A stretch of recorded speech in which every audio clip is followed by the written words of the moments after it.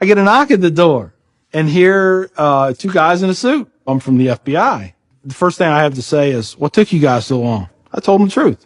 I was going to make my own IED, and I was going to set across the Islamic Center over in a bank's parking lot, and I was going to dial it in and just watch the show.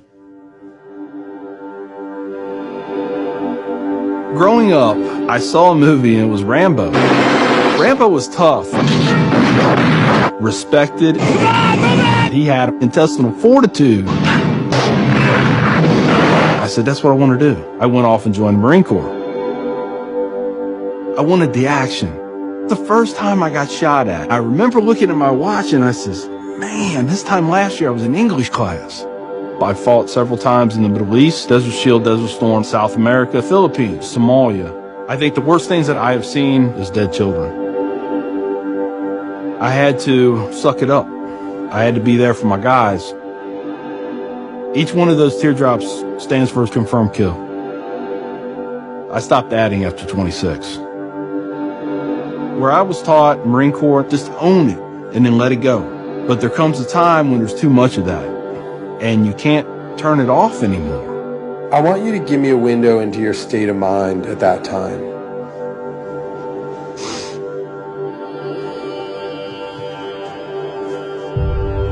One time, my wife and I went to a DSW, and I saw in the distance these two women in black burqas in my store.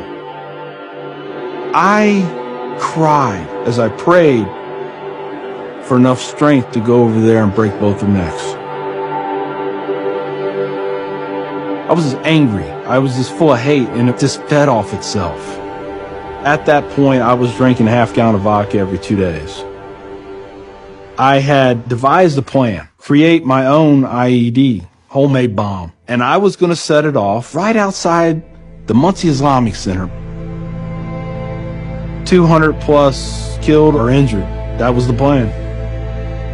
I saw an opportunity to do one last thing for my country. This was my rationale.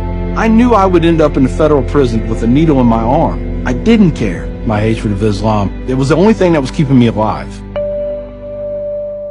So one day my daughter comes home, second grade maybe. She was telling me about this little boy who sat across from her. His mom came to get him. She said she had scarves on her, and she had a dress all the way down to her feet, and you couldn't see her on nothing but her eyeballs. At that point I snapped. Started spewing things out of my mouth that should never be said in front of children or anything. She didn't say anything. It was the look on her face. I remember my daughter looking at me like I was absolutely the craziest person on the face of the earth. She was my little buddy. She used to say we were road dogs. I know I saw it in her eyes. I made her question that love. And that's when the light bulb came on. I decided to give the people of this community one more chance.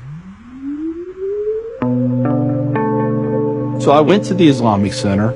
See a gentleman in the shoe room taking off his shoes. He looks at me and he smiles. He said, can I help you? And I said, yeah, I want you to teach me about Islam. So he went and he gave me a Quran. Read this. Come back when you have questions. So I did. And I would see things in the book. I'd be like, there it is. I got them right there. Explain that to me. And they would. This was a kind of awakening. Long story short, 8 weeks after that first day I stepped into the Islamic Center, I became a Muslim.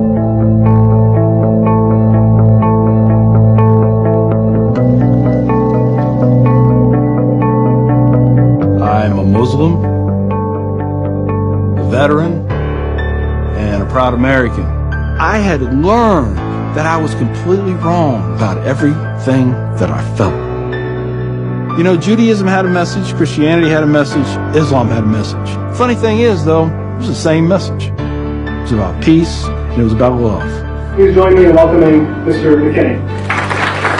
My big thing is now to stop the hate. Nothing good has ever come out of hatred.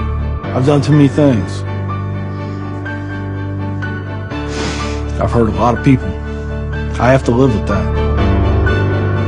But if I can stop somebody else on the path of non-forgiveness, I won.